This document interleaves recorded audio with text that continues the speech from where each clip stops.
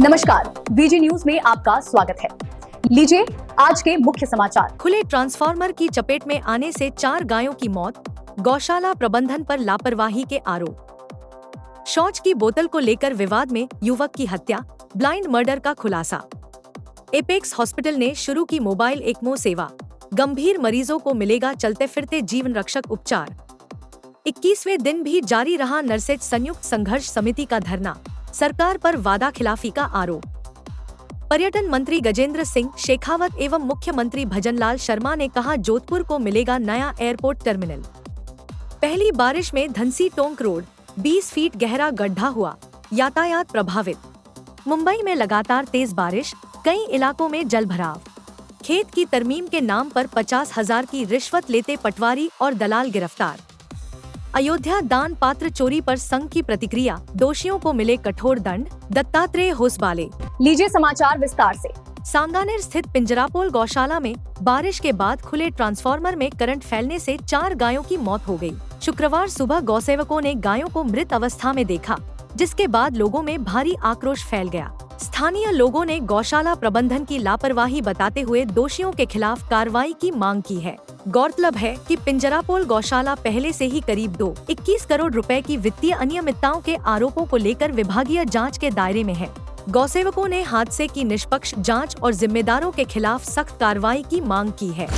चंदवाजी थाना पुलिस ने हरचंदपुरा गांव में हुए ब्लाइंड मर्डर का खुलासा करते हुए आरोपी चंद्रशेखर उर्फ शेखर को गिरफ्तार किया है। पुलिस के अनुसार शौच के लिए इस्तेमाल होने वाली पानी की बोतल को लेकर हुए विवाद में आरोपी ने राकेश जाट की चाकू मारकर हत्या कर शव को नदी किनारे दफना दिया था। 25 सदस्यीय विशेष टीम ने तकनीकी जांच और पूछताछ के आधार पर आरोपी को गिरफ्तार किया। पुलिस के अनुसार सबूत मिटाने के लिए आरोपी ने अपने हाथ के जख्म को तेल डालकर जला लिया और बाद में प्रेमिका के साथ फरार होकर संदेह भटकाने का प्रयास किया। हत्या में प्रयुक्त चाकू और फावड़ा बरामद करने के प्रयास जारी हैं। मालवीय नगर स्थित एपेक्स हॉस्पिटल ने राजस्थान में गंभीर हृदय और फेफड़ों के मरीजों के mobile ECMO extra corporeal membrane oxygenation सेवा शुरू की है। इस सुविधा से मरीजों को अस्पताल पहुंचने से पहले और अस्पतालों के बीच स्थानांतरण के दौरान भी जीवन रक्षक उपचार मिलता रहेगा।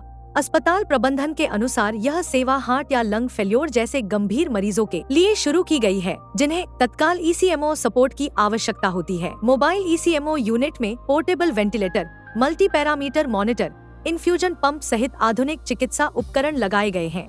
मरीज के साथ अनुभवी intensivist, cardiac surgeon, perfusionist, critical care विशेषज्ञ, प्रशिक्षित नर्स और इमरजेंसी मेडिकल टीम मौजूद रहती है। से ट्रांसफर के दौरान भी उपचार निर्बाध जारी रहता है। राजस्थान नरसेठ संयुक्त संघर्ष समिति के नेतृत्व में विभिन्न मांगों को लेकर चल रहा धरना शुक्रवार को 21वें दिन भी जारी रहा। राजधानी जयपुर सहित प्रदेश भर के जिलों में नर्सिंग कर्मियों ने धरना प्रदर्शन कर जिला कलेक्टरों के माध्यम से मुख्यमंत्री और चिकित्सा मंत्री के नाम ज्ञापन सौंपे। समिति के प्रदेश संयोजक राजेंद्र राणा, नरेंद्र सिंह शेखावत, पवन मीणा, विनीता शेखावत और चंद्रकांत शर्मा ने बताया कि 24 जून को प्रशासनिक अधिकारियों के साथ हुई सकारात्मक वार्ता के बाद भी राजमेश की ओर से जारी सहमति बिंदुओं पर अब तक अमल नहीं हुआ है। उन्होंने आरोप लगाया कि दीपक खारवाल के परिवार को अब तक न्याय नहीं मिला है और जयपुर से बाड़मेर तक हटाए गए कर्मचारियों की भी पुनर्नियुक्ति नहीं की गई, जिससे नर्सिंग कर्मचारियों में भारी रोष है। जयपुर संयोजक के यादव और अशोक यादव ने बताया कि कमिश्नर बाबूलाल गोयल के निर्देश पर SMS प्रिंसिपल दीपक माहेश्वरी से भी मुलाकात की गई, लेकिन नियुक्तियों के संबंध में अभी तक कोई ठोस कार्रवाई नहीं हुई। जयपुर में विमल शर्मा और अशोक यादव के नेतृत्व में बड़ी संख्या में नर्सिंग कर्मियों ने धरने में भाग लिया। केंद्रीय संस्कृति एवं पर्यटन मंत्री गजेंद्र सिंह शेखावत एवं मुख्यमंत्री भजनलाल शर्मा ने कहा कि शनिवार को प्रधानमंत्री नरेंद्र मोदी जोधपुर के नए एयरपोर्ट टर्मिनल का लोकार्पण करेंगे।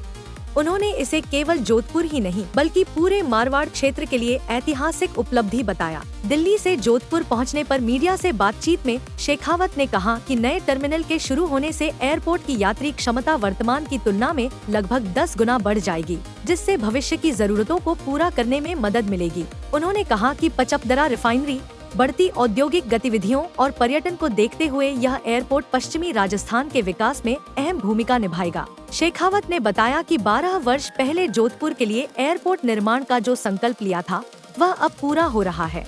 उन्होंने कहा कि पिछले 12 वर्षों में जोधपुर में सड़क, रिंग रोड, रेलवे और रेल सेवाओं सहित आधारभूत ढांचे का व्यापक विकास हुआ है। उनके अनुसार इन विकास कार्यों से जोधपुर पश्चिमी राजस्थान का प्रमुख आर्थिक और पर्यटन केंद्र बनकर उभरेगा। राजधानी जयपुर में मॉनसून की पहली बारिश ने ही शहर के बुनियादी ढांचे की पोल खोल दी। टोंक रोड पर सोडानी स्वीट्स के सामने सड़क धंसने से करीब 20 फीट गहरा गड्ढा बन गया, जिससे यातायात प्रभावित हो गया। घटना के बाद मौके पर लोगों की भीड़ जुट गई। सुरक्षा के मद्देनजर क्षेत्र को बैरिकेडिंग कर ट्रैफिक डाइवर्ट किया गया। गड्ढा बनने के कारण वाहनों की आवाजाही में परेशानी का सामना करना पड़ रहा है। स्थानीय लोगों ने सड़क निर्माण की गुणवत्ता पर सवाल उठाते हुए कहा कि पहली ही बारिश में सड़क धंस जाना निर्माण कार्य की गुणवत्ता पर गंभीर प्रश्नचिन्ह खड़ा करता है। वहीं संबंधित विभाग की टीमें मौके पर पहुंचकर स्थिति का जायजा लेने और मरम्मत कार्य में जुट गई है। देश की आर्थिक नगरी मुंबई में शुक्रवार को भी मानसून की तेज बारिश जारी रही। कई जगह वाहन पानी में तैरते दिखाई दिए। पिछले 24 घंटों में शहर के कई हिस्सों में 100 मिमी से अधिक वर्षा दर्ज की गई। दादर, अंधेरी, गोरेगांव और परेल समेत कई क्षेत्रों में जल भराव हुआ। हालांकि सुबह तक अधिकांश स्थानों से पानी उतर गया।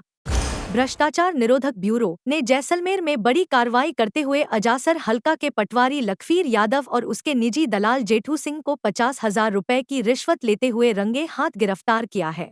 एसीबी के अनुसार परिवादी ने शिकायत दी थी कि उसके पिता के खेत की पुनः तरमीम, राजस्व रिकॉर्ड में इंद्राज और पैमाइश की मौका रिपोर्ट देने के एवज में पटवारी लखवीर यादव अपने सहयोगी जेठू सिंह के माध्यम से 50,000 रुपए की रिश्वत मांग रहा था।